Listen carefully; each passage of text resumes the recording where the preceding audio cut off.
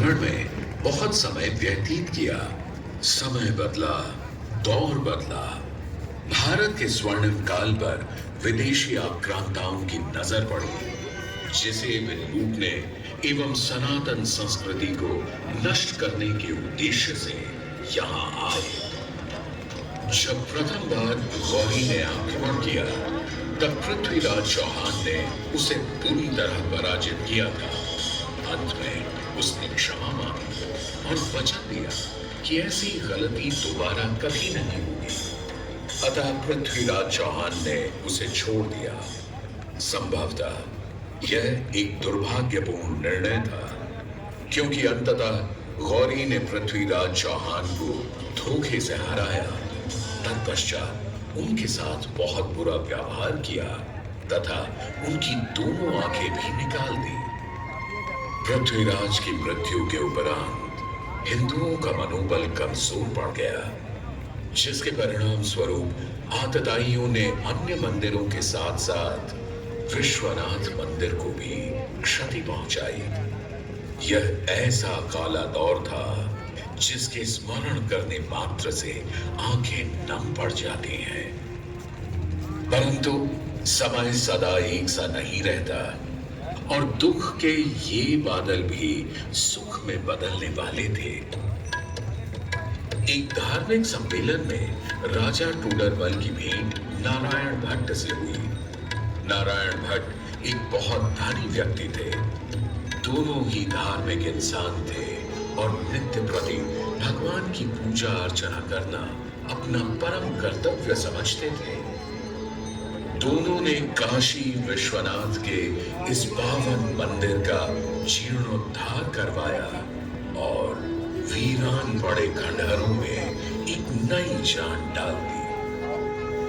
16वीं सदी में संत तुलसीदास ने यहाँ रामचरितमानस की चौपाइयों को पढ़ा था तथा संत एकनाथ ने भी यहीं पर वारकरी संप्रदाय का महान ग्रंथ श्री एकनाथी भागवत लिखकर पूरा किया था।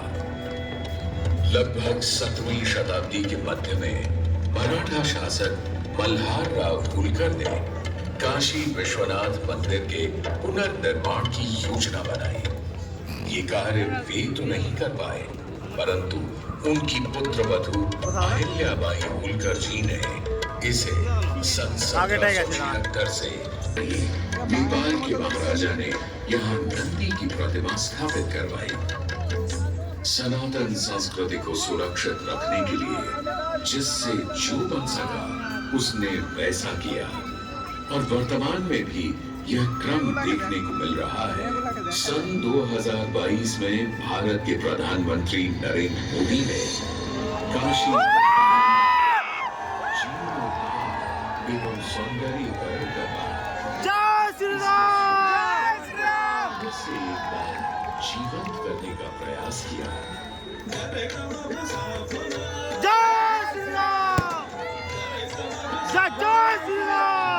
शिव को समर्पित काशी विश्वनाथ का यह पावन मंदिर सदियों से करोड़ों श्रद्धालुओं का प्रेरणा स्रोत रहा और सदैव के लिए रहेगा।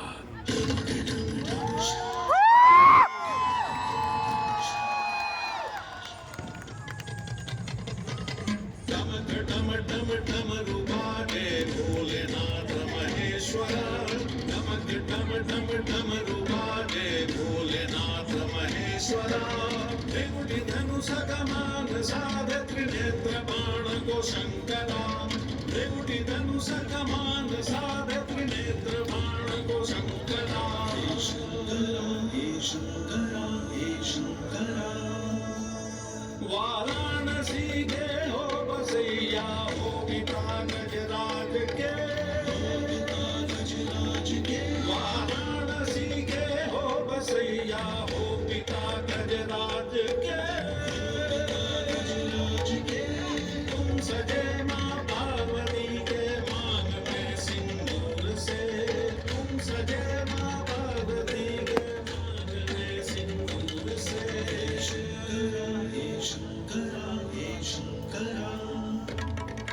जटा की चुनरी लपेटे गंगा के समय वास दे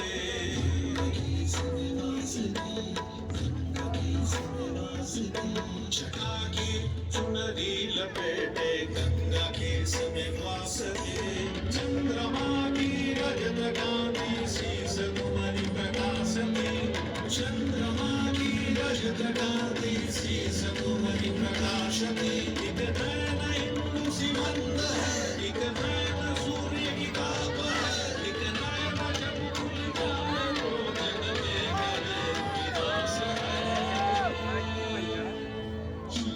डमक डमक डमक वाले महेश्वर डमक डमक डमक और आवाज बनाई नहीं आवाज तो लेने